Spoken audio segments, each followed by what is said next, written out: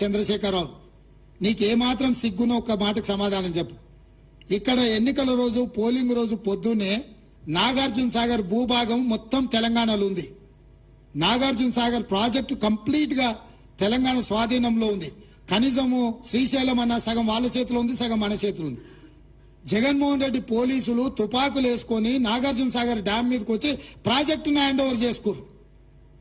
ఈ సన్నాసి రండా జగన్మోహన్ రెడ్డి తెలంగాణలోకి వచ్చి నాగార్జున సాగర్ ప్రాజెక్టును ఆక్రమించుకుంటే నోట్లకెళ్ళి మాట వెళ్ళలే. రండ పనులు చేసింది, లొంగిపోయింది నువ్వు చంద్రశేఖరరావు.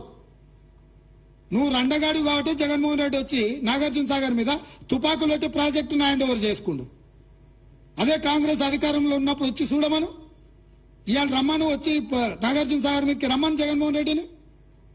నువ్వు రండగాడివి, జగన్మోహన్ రెడ్డికి ప్రాజెక్టును తాకట్టు పెట్టి తుపాకులు తీసుకొని వచ్చి నాగార్జున సాగర్ డ్యామ్ ను ఆక్రమించుకుంటే పల్లెత్తు మాట మాట్లాడలేదు. నువ్వు పోయి కేంద్ర ప్రభుత్వానికి ప్రాజెక్టులను హ్యాండ్ ఓవర్ చేయడానికి నిధులను కేటాయించినోడు నువ్వు వచ్చి మమ్మల్ని బదనాం చేస్తావా? మా మీద మాట్లాడతావా? వాస్తవాలు ఇట్లుంటే అబద్ధాలతోని అధికారం కోల్పోయిన నిరాశ నిస్పృహలతోటి ఈ రోజు మమ్మల్ని బదనాం చేసే కార్యక్రమం పెట్టిండు. అందుకే నేను సూటిగా ఈ ఆధారాలు మీ ముందర చెప్పి మీ ముందర మాట్లాడితే రేవంత్ రెడ్డి సెక్రటేరియట్ లో సమావేశం పెట్టి చాలా మాట్లాడిండు. ఆయన కథ ఏంది, ఆయన కమామీస్ ఏందని ఆయన మాట్లాడతాడు. అందుకే నేను సూటిగా ఈ రోజు మంత్రివర్గ సమావేశం